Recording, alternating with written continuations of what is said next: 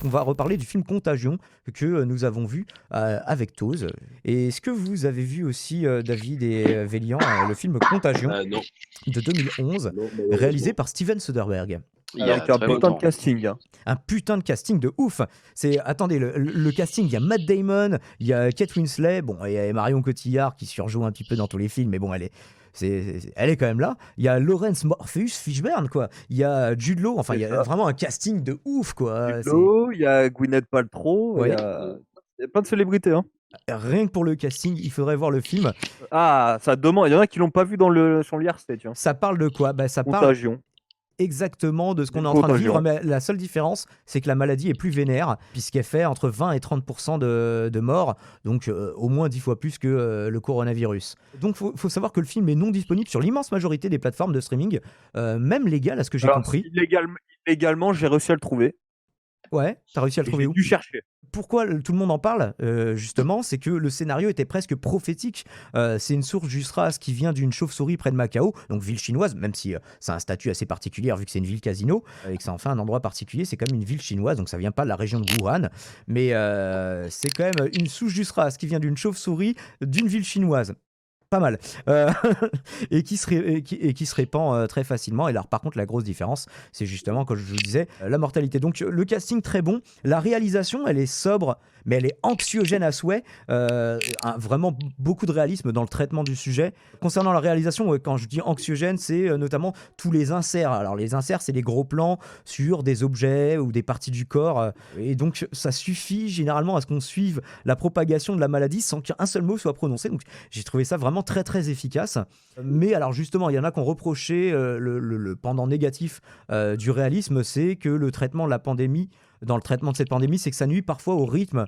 Il y en a certains, j'ai vu dans certaines critiques qui jugeaient mou, mais justement, moi j'ai trouvé que quand même la propagation elle est relativement vite. C'est ça, en fait, quand ils disent mou, c'est qu'il n'y a pas beaucoup d'action. Il y a quand même des scènes un petit peu étonnantes, mais il n'y a pas énormément d'action. Et le réalisme, ça participe aussi au manque de lien scénaristique entre les personnages. On a cité un casting qui était assez balèze, donc ils ont tous des rôles plutôt importants, mais on ne peut pas tous les connecter. Mais c'est réaliste, hein, dans une histoire de pandémie mondiale, tout le monde n'est pas forcément relié. Ah oui, on était dans la même ville d'enfance, on a fait les mêmes études à la fac, on va se croiser un moment dans le film de façon très artificielle. Bah non, là ils le font pas. On dit des fois que Soderbergh c'est le moins hollywoodien des réalisateurs d'Hollywood. C'est peut-être pour ça. Donc quoi d'autre? Oui, bah voilà, conclusion, comme dirait l'autre. Conclusion! À voir et à revoir pour la description surtout du comportement humain, plus que même que la prophétie du virus lui-même, dont l'individualisme et l'égoïsme nuit directement à l'ensemble de la société, comme en vrai, comme on l'a vu tout à l'heure. Donc ne le regardez pas par contre si vous pensez que la fin du monde est proche, évidemment. Et comme on le rappelait tout à l'heure, sinon il y a aussi l'excellente série L'Effondrement dans les deux premiers épisodes qui sont malheureusement plus en ligne. Ou sinon, pour les plus anciens, enfin ceux qui sont un peu de l'ancienne époque, 1995, le film Alerte avec Morgan Freeman et Dustin Hoffman. Bon, là, c'est un peu plus. Bon, là, ça traite plus d'Ebola, même si c'est pas Ebola, mais c'est la même chose que le virus Ebola. Et bon, puis là, il y a du complot là-dedans. Ouais, voilà, il y a du complot à gogo. Enfin, c'est un peu plus mise en scène, on va dire. C'est un peu moins réaliste. Si vous voulez vous faire une petite après-midi film sur style virus et compagnie, ouais, vous faites Contagion et Alerte, vous avez votre petite après-midi de fête. Lent mais intense, oui, c'est vrai. Et toi, qu'est-ce que t'as pensé du film, du coup, Toz?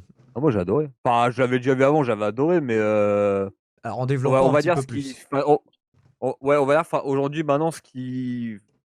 Je vais employer le mot choc, mais c'est pas choquant. Hein. C'est de s'apercevoir, en fait, que, bon, ils sont pas si loin de la vérité que ça. Alors, certes, c'est pas... C'est vrai que... quelles étaient les chances? C'est sûr que le virus... En fait, c'est sûr que le virus, ça reste du cinéma, donc forcément, si on nous sort un virus qui a 2% de létalité, tout le monde va se chercher dans la salle, on est d'accord. Donc c'est sûr que le virus, c'est un peu plus badass. Bon, soit sur la fonction dont c'est en train de se passer, que ce soit qu'on nous montre que c'est le bordel dans les magasins et compagnie. Bon, certes, c'est un peu, ils ont un peu mis ça à la sauce violence. Mais en fait, le fait de dire qu'en fait, ça se passe exactement comme ça en ce moment avec le coronavirus, bah finalement, tu vois, le film, et je l'ai vécu pas du tout de la manière que, par exemple, quand je l'avais regardé, au premier visionnage, quoi. C'est ça. Tu vois, premier visionnage, je me suis dit à la fin du film, ah putain, ouais, c'est bien foutu et tout. Et là, tu vois, à la fin du film, je me dis, ah ouais, mais en fait, ça se passe à peu près comme ça, quoi. Tu vois, ils sont pas loin de la vérité. Et du coup, moi, j'ai trouvé ça cool. Un film qui est une matière à penser, pour l'interrogation. Je suis pas sûr d'avoir compris la question. Est-ce Est-ce que qu'il y a le film matière à est une penser, en fait, quand tu ah, je pense que est-ce que ça fournit matière à penser? Oui, bah, après, à paranoïer aussi un petit peu si, vous me permettez, ce néologisme.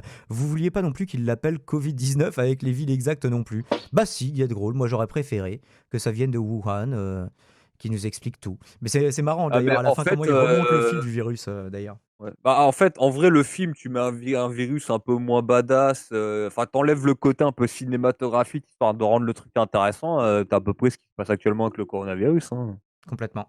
Les mutations en moins parce que, enfin c'est pas tellement un spoiler, Oui. le virus mute au fur et à mesure. D'ailleurs, c'est un peu une critique, que j'ai adressée, c'est qu'en fait le virus mute, mais, on s'en fout.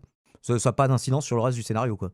Alors que dans le film Alerte, le virus mute et ça a une incidence sur ce qui va se passer.